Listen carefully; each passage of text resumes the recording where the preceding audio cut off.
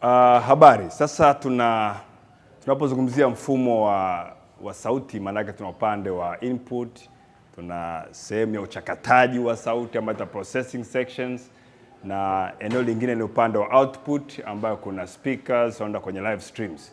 Sasa kipengele ambacho tupo sasa hivi tupo kwenye kipengele ambacho ita processing sections ambayo ni tuna include mixer pamoja na sehemu ya zile amplifier, kwa sababu amplifier kuna sehemu za bado ziko kwenye processing section na part of it upande wa output, tunasema na output to the speaker.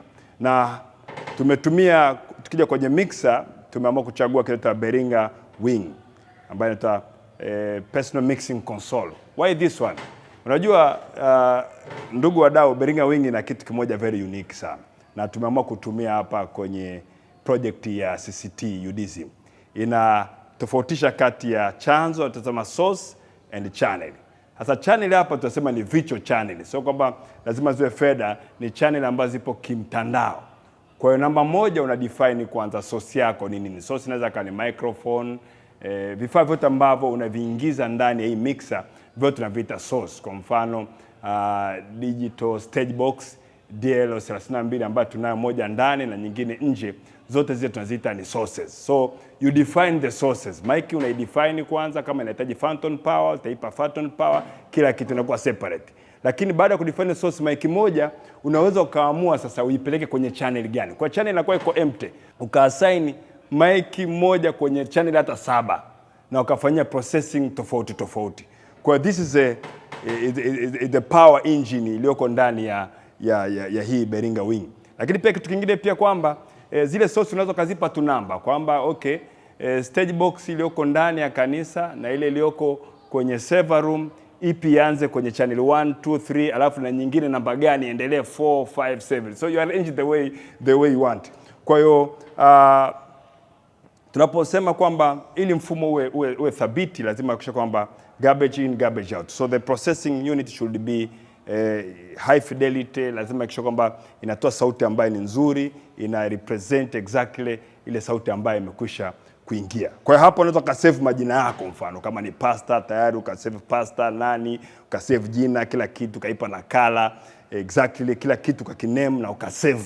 In case another sermon nyingine umesahau, basi una recall zile settings zote zinakuja na fader, kila kitu kinakuwa iko sawa. Kwa hiyo unaweza ka saving 3 4 na nyingine ka backup. So this is the power engine. Lakini pia unaweza kufanya remote control. Not necessary ukawa huko hapa, unaweza kuwa uko ndani kule kwa kutumia tablet na bado ka control hii.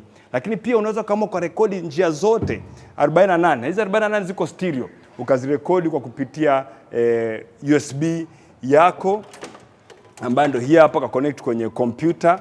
Basi kwa kutumia ile software ya Wing Edit au ukatumia software yote uka capture hizi line zote na baadaye ukaamua kuzi playback kwenye hii system. Kwa hiyo this is how you can do with the Behringer. Sasa kwa nini tumeweka hapa section ya pili? You can see our design. Najua most of the churches ukienda sehemu nyingi wanapenda kuweka kijumba.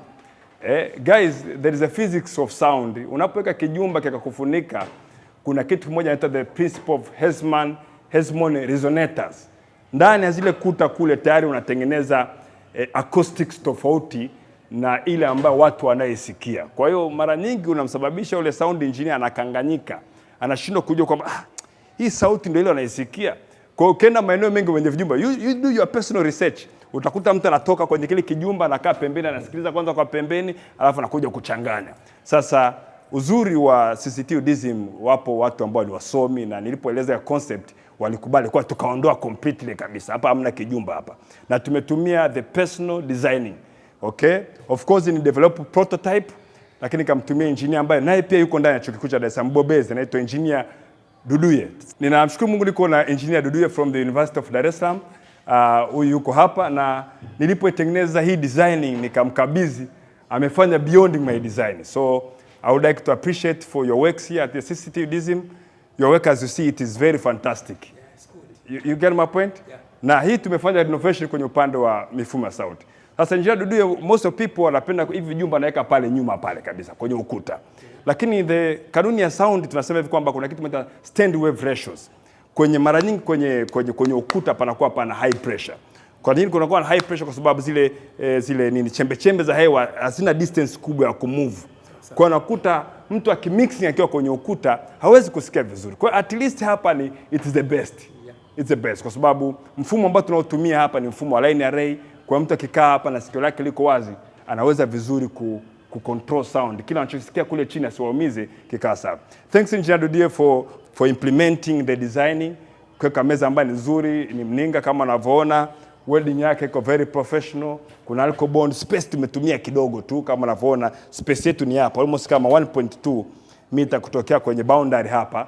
Tumejaribu ku maximize ili kwamba space yetu isiweze kuchukua sehemu kubwa. Na kila kitu kwa intact. Hii milango yote inafunguka. It's like a spring. Na hapa bwana amefanya kitu kimoja ambacho kizuri, naweka tu pop namna hii. So everything is digital. This is a word of digital. Thank you very much and God bless you. Yeah. Asante sana. Yes. Nashukuru sana. Mungu akubariki sana. Amina.